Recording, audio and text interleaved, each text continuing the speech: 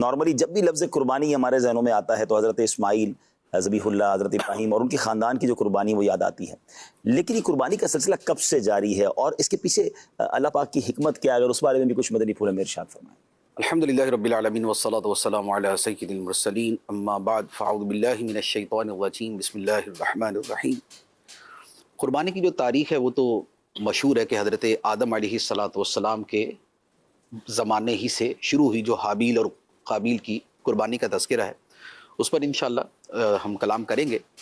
بنیادی طور پہ یہ ہے کہ ہمارے ہاں جو لفظ قربانی ہے وہ عام طور پہ جانور کی قربانی کے حوالے سے معروف ہے، اور اس کے ساتھ اگر ہم زیادہ نسبت کو جوڑتے ہیں تو جو حضرت اسماعیل علیہ السلام کی قربانی ہے کہ ایک انسان کی قربانی، تو یہ اس کے ساتھ جوڑ دی جاتی ہے. ورنہ اگر اس کو تھوڑا سا اس کو بیک گراؤنڈ کے اعتبار سے دیکھیں تو قربانی جو ہے وہ جیسے جانور کی ہے، اسی طرح انسان کی ہے اس کے اعتبار سے، اسی طرح مال کی ہے اس کے اعتبار سے، اسی طرح جذبات و خواہشات کی ہے اس کے اعتبار سے. واہ واہ واہ. تو یوں جو قربانی کا دائرہ ہے وہ بہت وسیع ہو جاتا ہے، اور اس کے پیچھے جو ہمارے دین کی بنیاد ہے وہ کیا ہے؟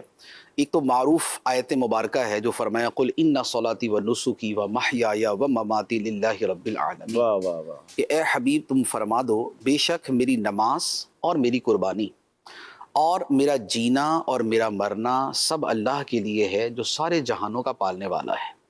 تو یہ آیت مبارکہ جو ہے یہ اس مفہوم میں ہے کہ بندہ مومن کی ساری زندگی ہی قربان ہے اللہ تعالیٰ کے احکام کے لیے اور اس کی رضا کے لیے. سبحان اللہ سبحان. تو اب جب زندگی اپنے جملہ لوازمات و مناسبات کے ساتھ قربان ہے تو اب اس سے پیچھے کوئی چیز باقی نہیں رہتی. دوسری بات ایک اور آیت مبارکہ ہے اور وہ بڑی خوبصورت ہے، اس میں اسی مفہوم کو کچھ زیادہ واضح کیا گیا ہے. وہ یہ ہے کہ قرآن پاک میں ہے اللہ تعالیٰ ارشاد فرماتا ہے ان اللہ اشترى من المؤمنین انفسهم واموالهم بان لهم الجنہ. واہ. بے شک اللہ نے مومنوں سے ان کی جانیں اور ان کے مال خرید لیے اس بدلے میں کہ ان کے لیے جنت ہے. تو جنت صلہ ہے اور بدلہ ہے، اور اس کے لیے قربانی دینی پڑتی ہے جان کی اور مال کی. سبحان اللہ. تو یہ جان اور مال کی جو قربانی ہے تو یہ بنیادی طور پہ یہ دونوں ہی صورتوں پر مشتمل ہے. اچھا، اسی طرح پھر ایک تیسری آیت مبارکہ ہے، اس میں بھی جو جان اللہ تعالیٰ کے لیے پیش کرنا ہے اس کے حوالے سے کلام ہے. فرمایا وَمِنَ النَّاسِ مَن يَشْرِي نَفْسَهُ ابْتِغَاءَ مَرْضَاتِ اللَّهِ، کہ لوگوں میں سے کوئی وہ ہے جو اللہ کی خوشنودی کی طلب میں، اللہ کی خوشنودی کی تلاش میں اپنی جان کو بیچ دیتا ہے. یہ ان صحابہ کرام کے بارے میں تھی کہ جنہوں نے اپنے مال اپنی جانیں اللہ کے لیے قربان کی. واہ. اور یہ کیوں تھا؟ ابتغاء مرضات اللہ، اللہ کی خوشنودی کی تلاش کے لیے. تو سب سے بنیادی چیز ہے خدا کو راضی کرنا، ٹھیک ہے، جو اصل الاصول ہے، جو تمام عبادتوں کی بنیاد ہے، جو تمام ریاضتوں کی بنیاد ہے، جو تمام مجاہدوں کا مقصد ہے، جو تمام قربانیوں کی حکمت ہے، وہ اللہ تعالیٰ کی رضا ہے. سبحان اللہ. اب وہ رضا جان کی قربانی کی صورت میں ہو، وہ مال کی قربانی کی صورت میں ہو، یا وہ کسی اور عبادت کی صورت میں ہو. ہم نماز پڑھتے ہیں تو حقیقت یہ ہے کہ ہر نماز کے اندر بھی قربانی کا تذکرہ موجود ہے. اچھا. جیسے نماز کے اندر چند ایک چیزیں ہیں کہ جو ہر نماز میں پائی جاتی. اللہ تعالیٰ کی بندگی اور عبادت ہے، یہ تو خود نماز کا اپنا ایک یوں کہہ لے کہ اس کے وجود کا جو بنیاد ہے وہ ہے یہ نا کہ اللہ کی عبادت کے لیے ہم کرتے ہیں ایاک نعبد و ایاک نستعین.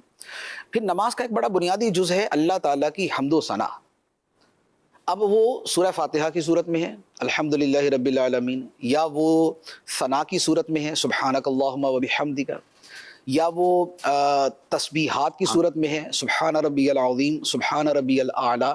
تو یہ نماز جو ہے یہ اللہ تعالیٰ کے ذکر پر اور اللہ تعالیٰ کی تسبیح پر مشتمل ہے. یہ نماز کی یوں کہہ لے کہ عناصر نماز میں سے ہے. ایک دوسری بات، نماز کے اندر اللہ تعالیٰ کے محبوب صلی اللہ تعالیٰ علیہ وسلم کا جو تذکرہ ہے وہ نماز کی بنیاد میں ہے کہ اس کے بغیر بھی نماز مکمل نہیں ہوگی، کہ ہم نماز کے اندر السلام علیکہ ایھا النبی ورحمۃ اللہ وبرکاتہ ہم یہ پڑھتے ہیں، اور اس کے ساتھ پھر درود ابراہیمی ہے، اللہم صلی علی سیدنا و مولانا محمد وعلی آل سیدنا و مولانا محمد۔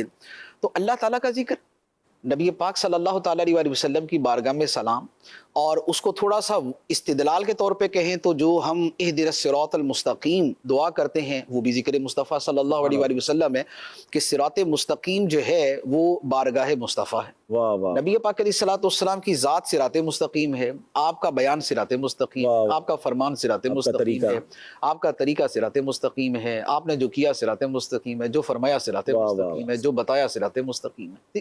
تو ہم اسی کی دعا مانگتے کہ اے اللہ میں سیدھا راستہ دکھا، صراط مستقیم دکھا۔ تو یہ نبی پاک صلی اللہ تعالیٰ علیہ وآلہ وسلم کا تذکرہ جو ہے یہ روح نماز ہے، عناصر نماز میں سے ہے۔ تیسری بات، اللہ تعالیٰ کے نیک بندوں کا تذکرہ، جو السلام علینا وعلی عباد اللہ الصالحین، یہ واجبات نماز میں سے۔ تو اللہ کا ذکر، نبی پاک علیہ الصلوۃ والسلام کا ذکر اور صالحین کا ذکر، ان تین چیزوں پر نماز مشتمل ہے۔ اب چوتھی چیز جو میں نے عرض کی کہ قربانی، قربانی کا ذکر بھی ہر نماز میں ہے، کہ نماز کے اندر ہم پڑھتے ہیں التحیات للہ والصلوات والطیبات۔ التحیات جو ہے یہ تمام کی تمام جو ہماری قولی عبادتیں ہیں، زبان سے ادا کی جانے والی عبادتیں، والصلوات جو ہماری بدن سے ادا کی جانے والی عبادتیں، والطیبات اور جو ہم مال سے عبادتیں ادا کرتے ہیں۔ تو بدن، زبان اور مال، یہ تینوں طرح کی عبادتیں اللہ کے لیے ہیں، یہ ہم ہر نماز کے اندر اس کا ذکر کرتے ہیں۔ تو اب یہ تینوں طرح کی جو عبادتیں ہیں وہ کون سی ہیں؟ اس کے اندر جو مال کی عبادت ہے وہ مال کی قربانی ہی ہے، خواہ وہ زکوٰۃ کی صورت میں ہے، یا وہ صدقہ فطر کی صورت میں ہے، یا وہ عید الاضحیٰ کی قربانی کی صورت میں، یا نذر و نیاز کی صورت۔ حج کرنے جا رہے ہیں تو یہ بھی مال کی قربانی بھی ہے۔ حج کی عبادت جو ہے وہ دو چیزوں کا مجموعہ ہے، کہ وہ جان کی بھی عبادت ہے، کہ اس میں جان کا بھی آدمی کا بدن استعمال ہوتا ہے، کہ آدمی طواف اور یہ سارے مناسک جو ادا کرتا ہے، تو یہ بدن کی بھی عبادت ہے۔ اور اس کے ساتھ حج کے لیے مال بھی خرچ کرنا پڑتا ہے، موسٹلی تو حج کے ساتھ مال تقریباً جڑا ہی ہوتا ہے، تو یہ مال کی بھی عبادت ہے۔ تو یہ جانی اور مالی دونوں طرح کی عبادت ہے۔ باقی اس میں جو ذکر اذکار ہے پھر وہ زبانی عبادت بھی بن جاتی ہے۔ سبحان اللہ، کیا بات ہے ناظرین۔ یہ قربانی کا جو کانسیپٹ ہے یہ ہمارے سامنے ماشاءاللہ بہت قرآن و حدیث کی صورت میں ہمیں سیکھنے کو ملا کہ رب کی رضا اس کا اصل مقصد ہونا چاہیے۔ آج کل قربانی ہو رہی ہے، جو ہم آج کل قربانی کرتے ہیں، ہم ذرا غور کریں کہ ہماری قربانی کا جو مین آبجیکٹ ہوتا ہے، مین مقصد ہوتا ہے، کہیں وہ گوشت کا حصول، تو جناب فلاں قسم کا جانور لیں گے تو پکے گا اچھا، تو اس کا فلاں گوشت اچھا نکلے گا، تو ذرا خاندان میں نام اچھا ہو جائے گا، ذرا بچے انجوائے کر لیں گے، ہمیں بھی ذرا ہلا گلا مل جائے گا۔ ان تمام باتوں میں ہمارے دل و دماغ میں اللہ کی رضا کہاں ہے؟ حالانکہ قربانی کا اصل مقصد تو رب کی رضا ہے۔ ہم رب کریم کی بارگاہ میں یہ دعا بھی کرتے ہیں کہ اللہ کریم ہمیں جو ہے ہماری قربانیاں، ٹوٹی پھوٹی قربانیاں ہیں، اخلاص سے آری قربانیاں ہیں، وہ اپنے دربار میں قبول فرمائے اور واقعی ہمیں ایسا بندہ بنائے جیسا اس کو پسند آتا ہے۔ اور پھر جس طرح مفتی صاحب نے فرمایا کہ ہم تو قربانی کا ذکر باہر باہر کر رہے ہیں، اور اللہ کرے کہ قربانی کا ذہن بن جائے۔ سب آپ کیا کہیں گے اس ٹاپک کے حوالے سے کہ یہ بہت شروع سے یہ کام جاری ہے، اور جیسے مفتی صاحب نے اشارہ بھی دیا کہ حضرت آدم علیہ السلام کی اولاد میں بھی جو واقعہ ہوا تھا۔ جی ماشاءاللہ، مفتی صاحب نے بڑی خوبصورتی کے ساتھ اس چیز کو بیان کیا، اور یہ جو تینوں طرح کی قربانیوں کا ذکر کیا مفتی صاحب نے، جان کا، مال کا، اسی طرح اپنی عبادات کے ذریعے، تو اللہ کی مخلوق میں جو سب سے بہترین گروہ ہے وہ انبیاء کرام کا ہی گروہ ہے۔ بقیہ صالحین ہیں، اولیاء ہیں، وہ درجہ بدرجہ ان کے بعد ہیں۔ تو انبیاء کرام کی سیرت میں جتنی قربانی ہے شاید مخلوق میں کسی اور کے لیے نہ ہو۔ اور اس میں ایک اور کانسیپٹ بھی ہمیں کلیئر ہوتا ہے، یہ جو قربانی کا کانسیپٹ ہے یہ تو کون سے ایسے نبی ہیں جن کی زندگی میں نہیں، اور کون ایسے ہیں کہ جن کی زندگی میں سارے کے سارے پہلو نہیں۔ چند چیزیں تو ایسی کامن ہیں، لگتا ہے کہ شاید تمام ہی انبیاء کرام کی سیرت میں ہوں گی، یعنی کہ لوگوں کا مخالفت کرنا، آپ کا ہجرت کرنا، اولاد کی قربانی، وقت کی قربانی اور مال کی قربانی، تو تقریباً انبیاء کرام علیہ السلام کی سیرت کے اندر یہ نظر آتا ہے۔ ہاں، بعض امتوں کے اندر احکامات کے اعتبار سے قربانیوں کی جو صورت تھی جی وہ مختلف رہی، جیسے کہ آسمان سے آگ کا آ کر کھا جانا یہ قبولیت کی نشانی رہی، مختلف اس میں انبیاء کرام کی امتوں میں یہ بھی رہا کہ جو یوں قربانی مال کی پیش کرتے تھے یا صدقہ کرتے تھے خود استعمال نہیں کر سکتے تھے، ہماری امت کو جو ہے وہ ان چیزوں کی بھی اجازت ہے بعض صدقوں کو چھوڑ کر۔ تو اللہ تبارک و تعالیٰ کی مخلوق کے اندر جو بہترین گروہ اور بہترین جو صالحین کی جماعت ہے انبیاء کرام، تو ان کے تو بڑے حیرت انگیز واقعات ہیں۔ ابراہیم علیہ السلام کا ذکر خیر تو بکثرت ہوتا ہے، لیکن نوح علیہ السلام کا دیکھیں، داؤد علیہ السلام کا دیکھیں، خود موسیٰ علیہ نبینا علیہ السلام کی زندگی اور آپ کا طویل سفر، اپنے گھر کو چھوڑنا، قبیلے کے ساتھ جانا۔ سچی بات تو یہ ہے کہ انہوں نے جو قربانیاں دیں اور جس طرح کی قربانیاں ان کی سیرت میں ملتی ہیں، آج اگر ہم اپنے اعتبار سے غور کرتے ہیں تو اس کا تو عشر عشیر بھی نہیں ہے۔ اس زمانے کے اندر جو حالات اور واقعات اور آج کے جو حالات اور واقعات ہیں، جو آسانیاں ہیں، جو آسائشیں ہیں، تو there is no comparison۔ تو اللہ پاک اپنے مقبول بندوں کو قربانی کے ذریعے ان کے درجات میں اضافہ فرماتا ہے۔ اس میں وہ وسوسے کی کاٹ بھی اس سبجیکٹ کے تحت میں نظر آتی ہے کہ ہم نے ایسا کون سا گناہ کیا ہے، ہم تو بہت نیک ہیں بظاہر، لیکن ہم پر یہ آزمائش آ گئی۔ تو یہ تو کنسیپٹ ہی غلط ہے۔ اللہ کے مقبول بندے جتنی قربانیاں پیش کر کے دنیا سے گئے تو اس کا تو ہم عشر عشیر بھی نہیں پیش کر سکتے۔ تو قربانی اٹ سیلف ایک اللہ تبارک و تعالیٰ کی بارگاہ میں بہت مقبول شے ہے۔ اس کو کوئی یہ سمجھے کہ میں چونکہ بہت زیادہ نیکیاں کرنے میں کامیاب ہو جاتا ہوں تو مجھے قربانی دینے کی جو ہے وہ حاجت ہی نہیں ہوگی، ایسا نہیں۔ بڑی اہم بات۔ حضرت علی رضی اللہ تعالیٰ عنہ کی شجاعت بہت مشہور ہے، آپ کا علم بہت مشہور ہے، لیکن ایک واقعہ مفتی صاحب نے بیان کیا تھا اور وہ بڑا ایک یونیک، اور ان کی یعنی کہ اللہ کے نیک بندوں کی قربانی کا جو لیول ہے وہ بھی ایک الگ ہی لیول پر ہے۔ ایک سفر پر تھے اور اونٹ تھے آپ کے ساتھ، سفر میں عموماً قطار میں 2 4 5 10 اونٹ ساتھ ہوا کرتے تھے اور اونٹوں پر سامان جو ہے وہ لادا جاتا تھا۔ تو سیدنا مولا علی کرم اللہ تعالی وجہ الکریم ایک جگہ پر پڑاؤ کیا آپ نے، خادم بھی ساتھ تھے، تو ایک شخص آیا اور اس نے آ کر کچھ حاجت کا سوال کیا کہ مجھے کھانے کے لیے کچھ عطا کیا جائے۔ سائل تھا، فقیر تھا، تو آپ نے اپنے خادم، قمبر نام تھا، تو فرمایا کہ اس کو کچھ کھانے کو دو۔ تو خادم نے کہا کہ حضور وہ جو کھانا ہے نا وہ اونٹ کے اوپر کسا ہوا ہے سامان کے ساتھ، تو اس کو اتارنے میں تھوڑا دشواری ہوگی۔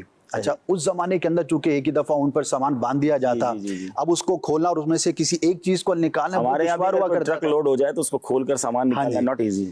اچھا، اب کمال دیکھیے، تو آپ نے فرمایا اچھا تمہیں ذرا دشواری کا سامنا ہوگا، یوں کرو کھانے کے ساتھ وہ اونٹ بھی دے دو۔ اللہ! اچھا، اب وہ کہنے لگے کہ حضور وہ اونٹ جو ہے نا وہ دیگر اونٹوں کے ساتھ بندھا ہوا ہے۔ اچھا، تصویروں میں بھی دیکھا ہوگا کہ جب قافلے چلتے ہیں تو ایک اونٹ کی رسی دوسرے اونٹ کے ساتھ، پھر پیچھے یوں ایک ترتیب کے ساتھ بندھے ہوتے ہیں۔ اللہ! تو کہا کہ حضور اس ایک اونٹ کو کھانے سمیت میں دے تو دوں، لیکن وہ اونٹ بھی جو ہے دوسروں کے ساتھ بندھا ہوا ہے۔ تو آپ نے فرمایا اچھا اس اونٹ کو نکالنا مشکل ہے تو یوں کرو سارے اونٹ دے دو۔ اللہ! اللہ! اچھا، یہ سننے کے بعد جو ہے وہ غلام جو ہے نا وہ دبک کے ایک طرف یوں کر کے کھڑا ہو گیا۔ تو آپ نے فرمایا کیا ہوا؟ کہنے لگا حضور کھانے پر بات چلی تھی، آپ نے کہا اونٹ دے دو، میں نے اونٹ کا عذر کیا، آپ نے کہا قطار دے دو، پیچھے تو میں ہی بچاؤں۔ تو اب مجھے یہ خوف ہے کہ آپ یہ نہ فرمائیں کہ تم بھی ساتھ چلے جاؤ، تو میں آپ کے ساتھ غلامی میں رہنا چاہتا ہوں، اس کی غلامی میں نہ دے دے کہیں۔ جی، تو اب کمال ہے نا، یعنی ہمارے لیے جو قربانی ہے زکوٰۃ کی شکل میں یا عمومی جو صدقات ہوتے ہیں تو اس میں ہم مال سے کچھ دیتے ہیں، اور وہ کس نیت سے اور کس طرح سے دیتے ہیں ہر شخص اپنے دل پر۔ لیکن اللہ کے نیک بندے اپنی جان مال قربان کرنے میں کیسی رغبت رکھتے تھے، یعنی کہ انہوں نے منٹ نہیں لگایا فیصلہ کرنے میں، اور اللہ تبارک و تعالیٰ کی راہ میں قربانی وہ اس طرح سے دیا کرتے تھے۔ اور جان کی قربانی تو پھر صحابہ کرام کے سینکڑوں واقعات پڑھے اور دیکھے جا سکتے ہیں۔ تو اللہ پاک نے یہ قربانی کا جو جذبہ ہے، اور اس کے اندر ایک اور سینس جب ہم یہ واقعات پڑھتے ہیں تو ایک معاشرتی طور پر اگر ہم اس کو دیکھیں کہ اگر کسی معاشرے میں صرف یہ چیز پنپ جائے کہ میری جان، میری اولاد، میرا مال، میرا وقت اور میں، تو وہ معاشرہ پھر معاشرہ نہیں رہتا۔ جب تک اس کے اندر اپنی جان کسی نیک مقصد کے لیے دینا، اپنے مال کو کسی پر خرچ کرنا، اپنی اولاد کو کسی اچھے کام کے اندر صرف کرنا، اپنے وقت کو قربان کرنا، اگر یہ نہ پایا جائے تو وہ معاشرہ خوبصورت بن ہی نہیں سکتا۔ اور آج یہ نعرہ لگایا جاتا ہے نا کہ سب کچھ میں ہی ہوں بس۔ ہاں جی، ایک بڑی زبردست ایک ریسرچ جو ہے وہ دیکھنے کو ملی کہ جن معاشروں کے اندر सिविल वॉर होती है और जहाँ पर इनकलाब आते हैं तो वहाँ पर चैरिटी कम होती है। ये किसी ने एक तहकीक पेश की। और जिन माशरों के अंदर चैरिटी होती है, क्योंकि इनकलाब या सिविल वॉर ये आसाइशों की कमी के वक्त नहीं आती, लोग कंप्रोमाइज़ कर जाते हैं, ज़रूरत पर आ जाते हैं, आसाइश की थोड़ी कमी कर लेते हैं, लेकिन जब किसी को भूख लगती है और खाने को कुछ नहीं है, साल हो रहा होता है, और उसने जो है वो कहीं पर सर छुपाने को उसके पास छत नहीं है, तो वो माशरे जो है वो फिर सिविल वॉर की तरफ और इनकलाब की तरफ जाते हैं। हाँ जी। और आज दुनिया में हम गौर करें, अच्छा इस्लामी माशरों के अंदर ये चीज़ें कम क्यों होती हैं? क्योंकि वहाँ पर चैरिटी, कुर्बानी, मैं गौर कर रहा था कि रमज़ान जैसे अभी गुजरा, पूरा रमज़ान माशाअल्लाह एक कुर्बानी होती है माल की, लोग देते हैं, खर्च कर रहे होते, एक अच्छा जो महीना गुजरता है, 2 महीने गुजरे, इस वक्त गरीब से गरीब आदमी भी, भारी अक्सरियत, अल्हम्दुलिल्लाह, इतना अच्छा खाना और इतना अच्छा गोश्त खाएगा जो सारा साल नहीं खाएगा। जैसे ये गुजरेगा तो आगे मुहर्रम के दिन है, उसमें एक और नियत के साथ माशाअल्लाह, अच्छा मुहर्रम के बाद सफ़र गुजरा तो रबीउल अव्वल आ गया, वो एक और बहुत बड़ा चैरिटी का माल कुर्बान करने का है। रबीउल अव्वल के बाद गौसे पाक से मोहब्बत करने वाले औलिया किराम, अच्छा उसके बाद फिर शब बारात है, मेराज शरीफ है, फिर रमज़ान है। यानी अगर हम इस सर्कल को गौर करते हैं तो ये अदर देन ज़कात एंड फितरा है, यानी कि नफली जो इबादत हैं, जब किसी मुआशरे के अंदर इतने लोग इस तरह से माल को कुर्बान करने के लिए तैयार होंगे तो वो मुआशरा बड़ा खूबसूरत। इस्लाम की शानदार खूबसूरती है, सुभान अल्लाह। एक दूसरे का हाथ पकड़ के चलें, एक दूसरे का ख्याल करके चलें, और बड़ी बात अच्छी की कि दूसरों का ख्याल रखें, तो यही ज़िंदगी का मकसद है। और इसमें यानी इस्लाम चाहता यह है कि हम कुर्बानी के जो इस फ़लसफ़े को समझें, चाहे माल की कुर्बानी की सूरत में भी दिलो जान से करें, वक्त किसी के लिए देना पड़े, किसी की मदद के लिए चलना पड़े तो अपना वक्त भी दे दें, अपनी एफर्ट्स भी करें, और अल्लाह वो दिन लाए कि फिर जान कुर्बान करना पड़े तो उसके लिए भी पेश हो। सब दोबारा आते हैं हमारे, खैर टॉपिक तो ये सारे ही हमारे हैं, लेकिन चूंकि मैं चाह रहा था कि जब तरतीब से थोड़ा सा इसको रिव्यू कर लें, ज़ाहिर है कि ये एक सिलसिले में इतनी बड़ी दास्तान तो कंप्लीट नहीं होगी, लेकिन कुछ थोड़ा सा मजीद हम समझें। मुफ्ती साहब ने माशाल्लाह तफसीर सिरातुल जनान में एक आयत के तहत बहुत खूबसूरत बात की है। अब साहिब सिरातुल जनान यहाँ हैं तो इन्हीं से इंशाल्लाह मजीद पूछेंगे। पारा नंबर 17 सूरह हज आयत नंबर 34 में अल्लाह पाक इरशाद फरमाता है, वलिकुल्लि उम्मतिन जअलना मनसकन लियज़कुरु स्मल्लाहि अला मा रज़क़हुम मिन बहीमतिल अनआम। तर्जमा कंजुल इरफान, और हर उम्मत के लिए हमने कुर्बानी मुकर्रर फरमाई ताकि वो इस बात पर अल्लाह का नाम याद करें कि उसने उन्हें बेज़बान चौपायों से रिस्क दिया। मुफ्ती साहब ने तफसीर कुरान सिरातुल जनान में तहरीर फरमाया कि आयत का माना यह है कि पहले जितनी ईमानदार उम्मतें गुजरी हैं उनमें हर उम्मत के लिए अल्लाह पाक ने एक कुर्बानी मुकर्रर फरमाई थी ताकि वो जानवरों को ज़िबाह करते वक्त उन पर अल्लाह ताला का नाम लें। तो सब ये पहली उम्मतों में भी बाकायदा कुर्बानी थी, जानवर कुर्बान होते थे और उस पर अल्लाह का नाम भी लिया जाता था। इसके बारे में कुछ इरशाद फरमाया। आयत मुबारक में 2 चीज़ें, इस आयत से आगे फिर एक तीसरी चीज़ का बयान है। जी देखिए, पहली बात तो फरमाई लिकुल्लि उम्मतिन जअलना मनसकन, हमने हर उम्मत के लिए कुर्बानी बनाई। ठीक, इसका मतलब वाज़े हो गया कि हर उम्मत में कुर्बानी का हुक्म मौजूद था। अब वो कुर्बानी का हुक्म बतौर वजूब के था या बतौर इस्तेहबाब के था, अच्छा वो साल में एक मरतबा था या मुख्तलिफ औक़ात में था, वो कुर्बानी जो है वो किसी ख़ास मौके पर थी या किसी ख़ास फ़ेल के बाद थी, तो इस तरह की उसकी बहुत सारी सूरतें बनती हैं कि कुर्बानियाँ जो है वो हर उम्मत में रही। तो ये तो इस आयत मुबारका से वाज़े हो गया। और फिर उसके बाद जो वैसे हम तारीख़ या सीरत या अंबिया अलैहिमुस्सलातु वस्सलाम की सीरत या तफासिर कुरान पढ़ते हैं तो उससे फिर मुख्तलिफ कुर्बानियों का तज़किरा भी मिल जाता है। ख़ास तौर पे जो तारीख़ और तफसीर की किताबें हैं उसमें बहुत सारी तफसीर इसकी मिल जाती। हज़रत आदम अलैहिस्सलातु वस्सलाम के ज़माने में बाकायदा इसी तरह कुर्बानी जैसे हम करते हैं, यानी 10 ज़ुल्हिज्जा नहीं, लेकिन जैसे जानवर को अल्लाह के नाम पे ज़बह करते हैं वो, इसी तरह हज़रत नूह अलैहिस्सलातु वस्सलाम का भी मज़बह कि जहाँ जानवर ज़बह किया जाता था उसका तज़किरा, और इसी तरह और कई अंबिया अलैहिमुस्सलातु वस्सलाम का ज़िक्र मुबारक मौजूद है। तो एक तो आयत मुबारका में ये फरमाया कि हर उम्मत के लिए हमने कुर्बानी मुकर्रर फरमाई। दूसरी बात फरमाई लियज़कुरु स्मल्लाहि अला मा रज़क़हुम मिन बहीमतिल अनआम, कि वो उस चौपाए पर अल्लाह का नाम जिक्र करे। ये है तकबीर पढ़ के ज़बह करने का बयान कि जानवर के ज़बह पर अल्लाह ताला का नाम लिया जाए और वो तकबीर पढ़ी जाए। तो ये जो तकबीर के ज़रिए और अल्लाह के नाम के ज़रिए ज़बह करना है ये भी हमेशा से इसी तरह चलता है, यानी तकबीर के साथ ज़बह करना जो है ये भी हर उम्मत में रहा। तो हज़रत आदम अलैहिस्सलाम की उम्मत थी या अब है, ये सारे के सारे ज़बा में इसी तरह अल्लाह का नाम लेते थे, खा वो बिस्मिल्लाह अल्लाहु अकबर या इससे मिलता जुलता कोई दूसरा लफ्ज़ था, लेकिन अल्लाह ताला का नाम मज़कूर था। बल्कि कुर्बानी ऐसी चीज़ है, जानवर की जो कुर्बानी है, कि इसमें अल्लाह का नाम लेना गोया कुर्बानी का एक मुतरादिफ लफ्ज़ بنا ہوا ہے کہ جہاں قربانی کا ذکر آتا ہے نا تو ساتھ میں نام الہی کا ذکر آتا ہے. فرمایا فَكُلُوا مِمَّا ذُكِرَ اسْمُ اللَّهِ عَلَيْهِ, ٹھیک ہے, تو کھاؤ اس جانور کے گوشت سے جس پہ اللہ کا نام لیا گیا. صحیح, یہ نہیں فرمایا جیسے ذبح کیا گیا ہو. ذبح کیا جانے کا لفظ جو ہے وہ اس کے وہ انڈرسٹوڈ ہے, لیکن اس ذبح کو تعبیر کس سے کیا ہے؟ اللہ کا نام لینے سے. سبحان اللہ, سبحان اللہ. یا دوسری جگہ فرمایا وَلَا تَأْكُلُوا مِمَّا لَمْ يُذْكَرِ اسْمُ اللَّهِ عَلَيْهِ, اس جانور کا گوشت نہ کھاؤ جس پر اللہ کا نام نہیں لیا گیا. یہاں بھی ذبح کا لفظ نہیں ہے بلکہ وہی اللہ کا نام نہ لیا گیا. تو مراد یہ کہ اللہ نام الہی لینا اور ذبح کرنا یہ ایسا ایک دوسرے کے ساتھ جو ہے وہ مترادف تھے کہ نام الہی لینا جو ہے وہ جانور کے ساتھ یہ اسی ذبح کے لیے ہی بولا جاتا تھا. سبحان اللہ. تو دوسری بات یہ. تیسری بات آیت مبارکہ میں جو اس سے آگے ہے فرمایا فَكُلُوا مِنْهَا, تو ان قربانیوں میں سے تم کھاؤ. وَأَطْعِمُوا الْقَانِعَ وَالْمُعْتَرَ, اور جو قناعت کرنے والا ہے جو سوال نہیں کرتا اسے بھی کھلاؤ. وَالْمُعْتَرَ, اور جو سوال کرنے والا ہے اسے بھی کھلاؤ. واہ واہ. تو قربانی سے یہ تین کام جو ہے کہ خود کھاؤ, قناعت والے آدمی کو بھی کھلاؤ, سوال کرنے والوں کو بھی کھلاؤ.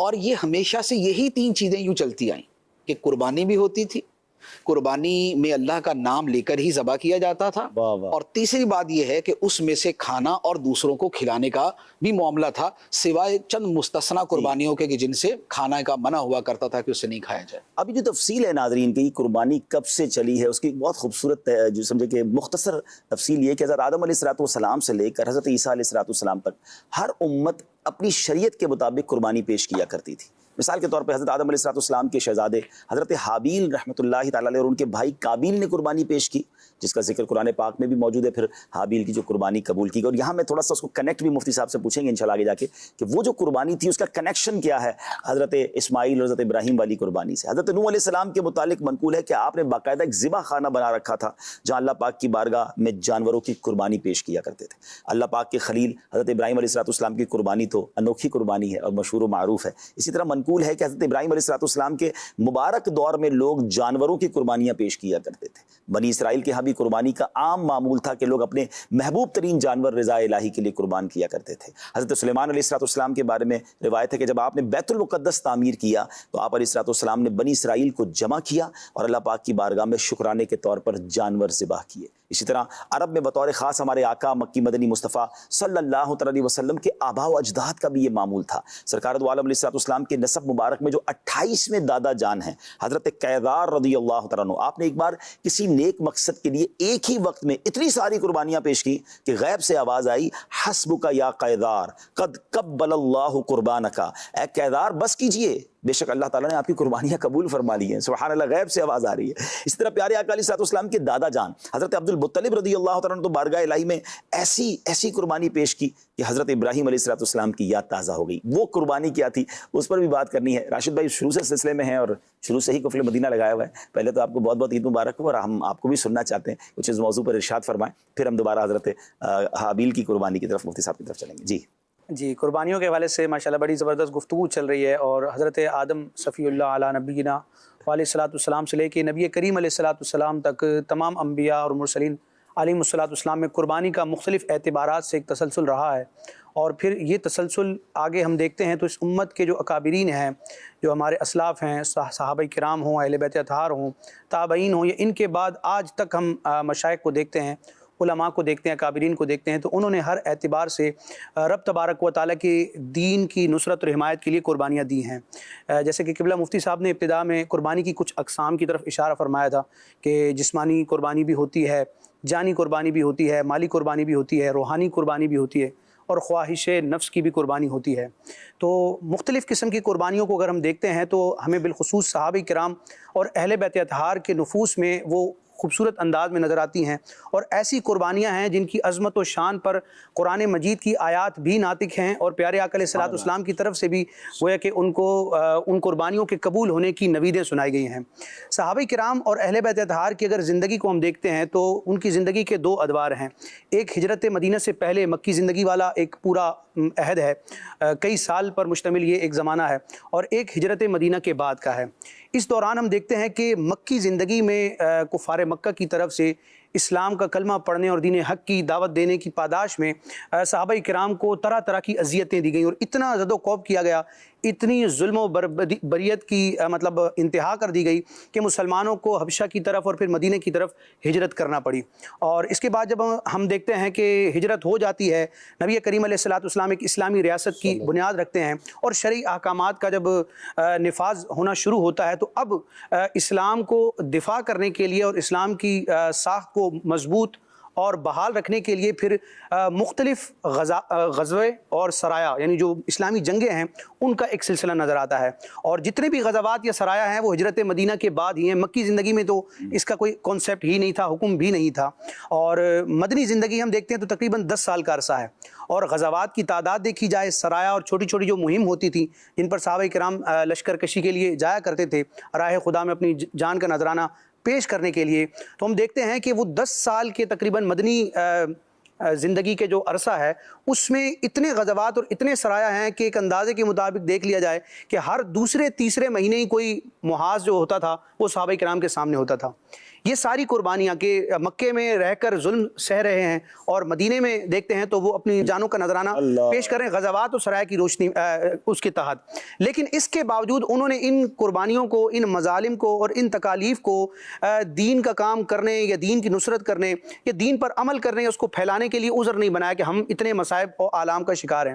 آج ہم دیکھتے ہیں ہماری فیملی میں، ہمارے خاندان میں یا معاشرے میں تھوڑا بہت کوئی مسئلہ ہوتا ہے تو اس کو ہم عذر بنا کے کئی ضروری کاموں کو بھی چھوڑ دیتے ہیں، اور بالخصوص جو دینی کام ہوتے ہیں ان سے انسان پہلو تہی کرنا شروع کر دیتا ہے کہ میں ان مسائل کا شکار ہوں۔ لیکن صحابہ کرام کو دیکھیں کہ یہ سب کچھ ہو رہا ہے، اپنی جان کا نذرانہ بھی پیش کر رہے ہیں، ہجرت بھی کر رہے ہیں، اپنا مال، اپنے گھر والے سب کو چھوڑ رہے ہیں، لیکن اس کے باوجود نبی کریم علیہ السلام کے سینہ اطہر پر جب قرآن کی آیتیں اترتی ہیں تو اس کو سن کر یاد بھی کرتے ہیں، اس کے معنی مضامین کو حضور علیہ الصلوۃ والسلام سے سمجھتے ہیں، اس کی تفسیر کو بھی یاد رکھتے ہیں۔ پھر پیارے آقا علیہ الصلوۃ والسلام جو شریعت کے احکام اپنے فرامین کی صورت میں پیش فرماتے ہیں، ان احادیث کو بھی جمع کرتے ہیں، محفوظ کرتے ہیں، اس کا دور کرتے ہیں، اس پر عمل کرتے ہیں، اس کی تشریحات معلوم کرتے ہیں۔ بڑا خوبصورت پہلو راشد بھائی نے ہمارے سامنے رکھا ہے کہ ان کی زندگی کو اگر دیکھیں تو جس کو یوں کہا جائے مطلب ایک اور انداز سے تو ریلیکسیشن والا ٹائم تو نہ ہونے کے برابر تھا۔ پہلے مکے میں مظالم ہوتے رہے اور اس کے بعد مدینے آ کر اب غزوات ہو رہے ہیں، اب مہم ہو رہی ہیں، حملے ہو رہے ہیں، ڈیفینڈ ہو رہا ہے، کہیں جا کے اسلام کی نصرت کے لیے سفر ہو رہا ہے، لیکن اس کے ساتھ ساتھ سخاوت بھی جاری ہے، علم دین بھی سیکھ رہے ہیں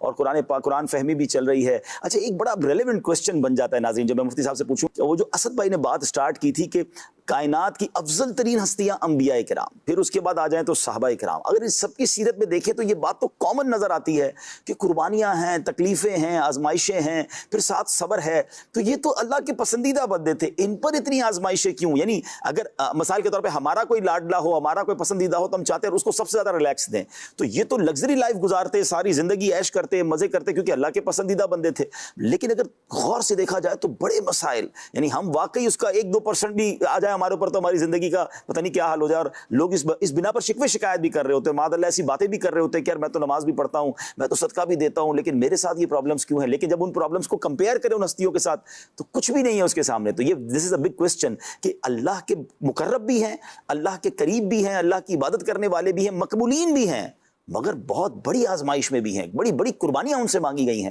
دس از دا کوسچن۔ اب یہ جو سوال ہے مفتی صاحب، یہ واقعی شاید بہت ساروں کے لیے تسلی کا باعث بن جائے گا کہ اللہ والے، اللہ کے نیک بندے، مقرب بارگاہ، مگر اتنی آزمائش ہے، ریزن کیا ہے اس کا؟ دیکھیے بات یہ ہے کہ جب ہم یہ بات کرتے ہیں نا کہ اللہ تعالیٰ بڑا مہربان ہے، رحم فرمانے والا ہے، اپنے بندوں سے بڑا پیار کرتا ہے، تو عام طور پہ ہوتا یہ ہے کہ ہم ایک ون سائڈ چیز بیان کرتے ہیں، جبکہ اللہ تعالیٰ کی ذات جو ہے، لفظ اللہ جو ہے، تو اس کی جو ڈیفینیشن علماء نے بیان فرمائی ہے وہ یہ ہے کہ یہ اس ذات واجب الوجود کا نام ہے جو تمام صفات کمال کی جامع ہے، کہ جس کی ایک صفت نہیں ہے، جس کی بے شمار صفات ہیں۔ تو اب رحم، مہربانی، یہ سب اللہ تعالیٰ کی ایک صفت ہے۔ دوسری طرف اللہ تعالیٰ کا قادر ہونا، صمد ہونا، بے نیاز ہونا، غنی ہونا، غنی عن العالمین ہونا، یہ اس کی دوسری صفت بھی ہے۔ اچھا، تیسری اس کی صفت جو ہے ذو انتقام، بدلہ لینا، غضب فرمانا، یہ بھی ہے۔ تو یہ ہوتا کیا ہے کہ بہت ساری چیزوں میں نا اس طرح کا سوال پیدا کر دیا جاتا ہے. جیسے ایک بڑا معروف سا سوال ہے کہ اللہ تعالیٰ 70 ماؤں سے بڑھ کے پیار کرتا ہے. معروف جملہ ہے یہ, ورنہ حدیث میں شاید 70 کے الفاظ نہیں ہے, اس میں وہ ہے کہ اللہ تعالیٰ ماں سے بڑھ کے پیار کرتا ہے. تو یہ کہ اللہ تعالیٰ اتنا پیار کرتا ہے تو پھر اللہ تعالیٰ جو ہے نا وہ تکلیفوں میں ہمیں کیوں ڈالتا ہے اور بندے کو جہنم میں کیوں ڈالے گا. اچھا, اسی سے ایک ریلیونٹ سوال کر لیتا ہوں. مجھے پچھلے دنوں ایک سمجھے کہ بیوہ کی طرف سے اسلامی بہن نے کوئی مکتوب یا اس طرح کی تحریر ملی کہ بڑا عجیب, وہ بہت غم میں تھی کیونکہ ان کے بچہ عید کے دن ہے تو بچہ جو ہے وہ باپ کو یاد کر کے رو رہا ہے. تو اللہ پاک جو ہے وہ اس طرح مطلب ہمیں بے سہارا کر, معاذ اللہ کہ بے سہارا ہم تو ہو گئے, بچہ بھی والد کو یاد کر کے رو رہا ہے.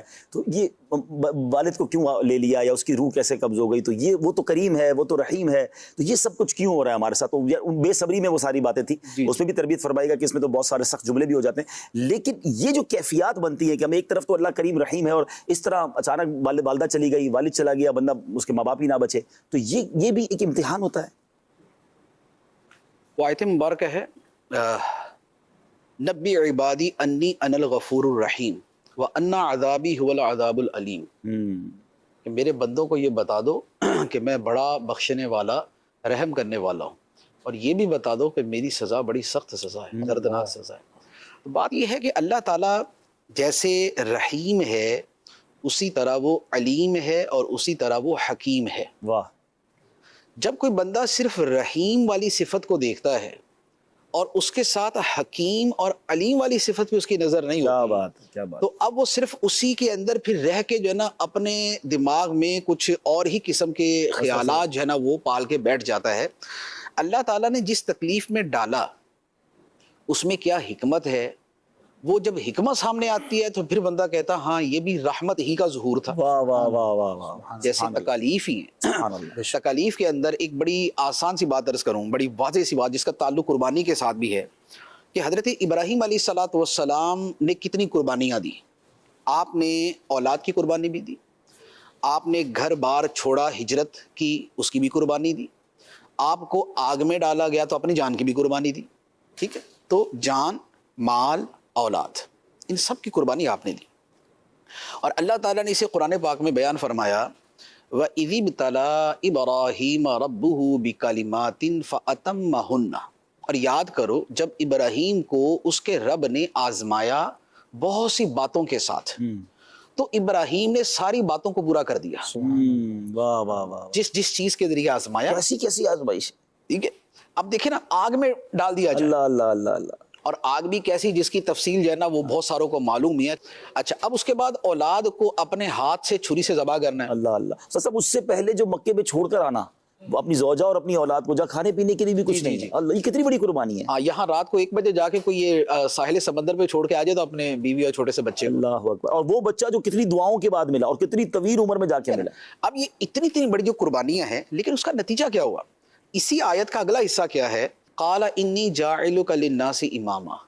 تو اللہ تعالیٰ نے فرمایا اے ابراہیم میں تجھے سارے انسانوں کا امام بنا دیتا ہوں. واہ واہ واہ, سارے انسانوں کا پیشوا بنا دیتا ہوں. سبحان اللہ سبحان. تو اب ان امتحانوں سے گزر کر اللہ تعالیٰ نے صلہ یہ دیا کہ تمام انسانوں کا امام, پیشوا, لیڈر اور قائد بنا دیا. اللہ. کہ سب سے بڑی امت حقیقی تعداد کے اعتبار سے مسلمان ہیں, ایسا ہی. لیکن لوگ چلے عیسائیوں کو کہتے ہیں, ہم بالفرض اس کو بھی مان لیں. سب سے زیادہ اگر عیسائیوں کی بھی تعداد ہے کہ وہ 2 ارب کے قریب عیسائی ہیں, وہ حضرت ابراہیم علیہ السلام کو مانتے ہیں. ایسا ہی ہے.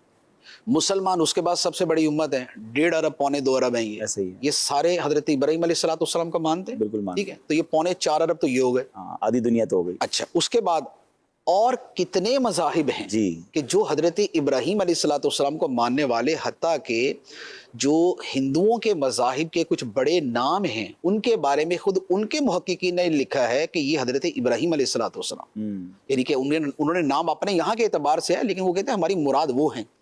اب اگر وہ والی بات بھی درست ہو تو یہ 70-80 کروڑ تو جو ہے نا ابھی یہ والی تعداد بن گئی. تو 5 ارب لوگ دنیا میں حضرت ابراہیم علیہ السلام کو ماننے والے. اب اللہ تعالیٰ کے فرمان کی جو صداقت ہے اب اسے دیکھیں، انی جاعلک للناس اماما، کہ اے ابراہیم میں تجھے تمام انسانوں کا پیشوا امام بنانے والا. اچھا، ابو الانبیاء بھی آپ ٹھہرے؟ ابو الانبیاء بھی ہیں. تو یہ کیا ہے، اس کے پیچھے اللہ تعالیٰ نے ساتھ اس کی وجہ بھی یہ بیان فرمائی کہ وہ جو امتحانوں سے گزارا. اب جن امتحانوں کو ہم تکلیف کا نام دے دیں، قربانی کا نام دے دیں، آزمائش کا نام دے دیں، مشکلات کا، مشقتوں کا، گھر بار چھوڑنے کا، یہ سب نام دے دیں، لیکن اس کا جو اصل ٹائٹل ہے وہ ہے جو قرآن پاک نے دیا، امتحان، ابتلا. تو وَإِذِ ابْتَلَىٰ یہ آیت مبارکہ. اچھا، پھر اسی طرح دوسری آیت مبارکہ ہے جو ہمیں مخاطب کر کے فرمایا گیا، فرمایا وَلَنَبْلُوَنَّكُمْ بِشَيْءٍ مِّنَ الْخَوْفِ وَالْجُوعِ وَنَقْصٍ مِّنَ الْأَمْوَالِ وَالْأَنفُسِ وَالثَّمَرَاتِ. لسٹ بھی دے دی. فرمایا اور ہم ضرور تمہیں آزمائیں گے.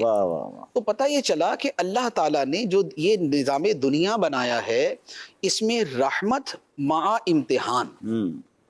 جب صرف رحمت کو سوچ کے آپ چلیں گے، اگرچہ اس امتحان میں بھی رحمت ہے کہ حضرت ابراہیم علیہ السلام اس امتحان کے بعد کیا بنے، تو وہ جو بنے ہیں تو وہ بھی تو خدا کی رحمت تھی نا، لیکن اس رحمت کی جو بیس تھی وہ ان امتحان کو بنائی گئی. اچھا، بنی اسرائیل کے بارے میں قرآن پاک میں ہے، فرمایا وَجَعَلْنَا مِنْهُمْ أَئِمَّةً يَهْدُونَ بِأَمْرِنَا، کہ ہم نے بنی اسرائیل کے بہت سے لوگوں کو امام، پیشوا، لیڈر اور قائد بنایا. کب بنایا؟ فرمایا لما صبروا، جب انہوں نے صبر کیا. کیا بات ہے. تو جب صبر ہوتا ہے تو اسے قیادت دی جاتی ہے. اسی لیے جس قوم میں قربانیاں ہوتی ہیں، جس کے لوگ اپنی جان مال کو قربان کرنے پہ آتے ہیں، اس قوم کو دنیا کی قیادت دی جاتی. اور جن کے اندر طاؤس و رباب آخر والا معاملہ ہوتا ہے، تجھ کو بتاتا ہوں تقدیر کیا ہے، شمشیر و سنا اول، طاؤس و رباب آخر. جب گانے باجے، مستیاں اور مسخریاں اور بھانڈ پن اور یہ والی ان چیزوں میں قوم لگ جاتی ہے تو یہ اس کا زوال ہوتا ہے. اور جب اس کے افراد اپنی جانیں قربان کر رہے ہوتے ہیں، جب وہ انفرادیت پر اجتماعیت کو ترجیح دے کے چل رہے ہوتے ہیں، جب ذات پہ قوم کو بڑھا کے چل رہے ہوتے ہیں، جب انفرادی مقصد پہ قومی مقصد کو جو ہے نا وہ لے کے چلتے ہیں، اس کے لیے سفر بھی کرنے پڑتے ہیں، مال بھی دینا پڑتا ہے، اپنی جان بھی قربان کرنا پڑتی ہے. جب یہ لما صبروا ہوتا ہے تو پھر وجعلنا منہم ائمۃ، تو ہم ان میں سے کچھ لوگوں کو پیشوا امام بنا دیا. تو قربانیوں کے پیچھے کیا ہوتا ہے کہ فرد قربانی دیتا ہے تو اس کی ذات ترقی کرتی ہے، قوم قربانی دیتی ہے تو پھر قوم ترقی کرتی ہے، ملک قربانی دیتا ہے تو ملک ترقی کرتا ہے. اسی لیے دنیا میں ہر قوم اپنے شہیدوں کے بارے میں بڑی حساس ہوتی ہے. ایسا ہی کیوں؟ اس لیے کہ اس شہید کی جان اسی قوم کے لیے قربان ہوئی ہوتی ہے. اب اگر شہید کو اپنی عام زندگی میں اگر کسی بندے کو یہ پتا ہے کہ میرا جینا مرنا برابر ہے، تو وہ کہے گا بھی میں پاگل ہوں، بیوی بچے چھوڑ کے میں جناب جا کے اپنی جان قربان کر دوں اور بچے یتیم بیوی بیوہ کر دوں، مجھے کیا ضرورت ہے. لیکن جب اسے یہ پتا ہوتا ہے نا کہ میری قربانی کی قدر کی جائے گی، میری قربانی کا اعزاز کیا جائے گا، میرے نام کی لاج رکھی جائے گی، میرے بیوی بچوں کا خیال کیا جائے گا، تو یہ وہ چیزیں محرک ثابت ہوتی ہیں کہ جو اسے قربانی دینے کے لیے مسلمان کو تو شہادت کے بعد جو آخرت، مسلمان کے لیے جو آخرت کی آگے چیزیں ہیں اس کی تو یعنی کہ اس قدر خوبصورت تفصیل ہے کہ وہ میں وہ عرض کروں. مجھے ایک حدیث جو نا تواتر کے ساتھ میرے ذہن میں وہ آ رہی ہیں، ایک دو حدیثیں کر دیتا ہوں. حضرت جابر بن عبداللہ رضی اللہ تعالیٰ، بڑے مشہور صحابی. تو حضرت جابر بن عبداللہ رضی اللہ تعالیٰ کے والد تھے حضرت عبداللہ، یہ غزوہ احد میں شہید ہو گئے. نبی پاک صلی اللہ تعالیٰ علیہ وسلم نے حضرت جابر رضی اللہ تعالیٰ سے گفتگو کو فرما رہے تھے، تو وہ ان کی 4 بیٹیاں وہ چھوڑ کر گئے تھے، یعنی حضرت جابر کی 4 بہنیں تھیں اور ساری غیر شادی شدہ تھی ابھی. تو نبی پاک علیہ السلام سے گفتگو چل رہی تھی، تو جیسے ایک غم کا اپنا اظہار انہوں نے کیا، تو سرکار علیہ السلام نے فرمایا کہ اے جابر بتاؤ اللہ تعالیٰ نے تمہارے باپ کے ساتھ کیا معاملہ کیا؟ شہید ہو گئے تھے تو کیا ان کے ساتھ معاملہ فرمایا؟ عرض کی یا رسول اللہ، فرمایا کہ احد میں جتنے شہید ہوئے اللہ تعالیٰ نے سب شہیدوں سے کلام فرمایا حجاب میں، اللہ اکبر، لیکن تمہارے باپ سے کلام فرمایا بلا حجاب. اللہ تعالیٰ نے بلا حجاب اپنی بارگاہ میں بلا کر کلام فرمایا اور پوچھا اے عبداللہ کیا چاہتا ہے؟ تو انہوں نے آگے سے عرض کی مولا دوبارہ دنیا میں بھیج دوں، دوبارہ تیری راہ میں جا کے جان کو. تو اللہ تعالیٰ نے فرمایا کہ یہ تو جو ہونا تھا وہ ہو چکا ہے. تو فرمایا کہ اے جابر اللہ تعالیٰ نے تیرے باپ کے ساتھ یہ معاملہ ہے. بیسیکلی وہ قربانی ہے نا, ویسے ہی ہے. دیکھیں وہ قربانی ہے, اور قربانی انٹینشن یہ ہے کہ شہید بھی ہو جاؤں اور کاٹا بھی جائے. دیکھیں نا, آپ اس قربانی کی آپ اندازہ کریں, وہ جو پوری روایت ہے حضرت سعد بن ابی وقاص رضی اللہ تعالیٰ عنہ کی, کہ فرمایا کہ احد سے ایک دن پہلے میں اور عبداللہ بن جہش دونوں جمع ہوئے اور ہم دونوں نے دعائیں مانگی. تو میں نے کہا کہ میں دعا مانگوں گا تو آپ آمین کہیے گا, آپ دعا مانگے تو میں آمین کہوں گا. تو حضرت سعد بن ابی وقاص فرماتے ہیں کہ ہم دونوں نے دعا مانگی اور دونوں کی دعا قبول بھی ہوئی, لیکن عبداللہ کی دعا میری دعا سے بہتر تھی. اب وہ کیا تھی کہ حضرت سعد بن ابی وقاص نے دعا کی تھی کہ اے اللہ کل میرا ایسے شخص سے مقابلہ ہو کہ جو بڑا بہادر ہو, جنگجو ہو, غصے والا ہو اور اسلحے سے لیس ہو, اس سے میرا مقابلہ ہو, مجھ پہ حملہ کرے, میں اس پہ حملہ کروں, لڑتے رہے, بالآخر میں اس کو جو ہے نا وہ فنا کر دوں. تو حضرت عبداللہ نے کہا آمین. پھر حضرت عبداللہ رضی اللہ تعالیٰ نے دعا کی کہ یا اللہ کل میرا ایسے شخص سے مقابلہ ہو جو بڑا جنگجو, طاقتور, بہادر, شجاع, ماہر جنگ, اسلحے سے لیس ہو, میں اس پہ حملہ کروں, وہ مجھ پہ حملہ کرے, لڑتے لڑتے بالآخر وہ مجھے شہید کر دے, اور مجھے شہید کر دے اور پھر اس کے بعد میرے ناک اور کان کاٹ دے, مسلح کر دے. اور جب میں تیری بارگاہ میں پیش ہوں تو تم مجھ سے پوچھے کہ اے عبداللہ یہ کس نے کیا, تو میں کہوں کہ یا اللہ تیری راہ میں کیا گیا, تیری خاطر کیا.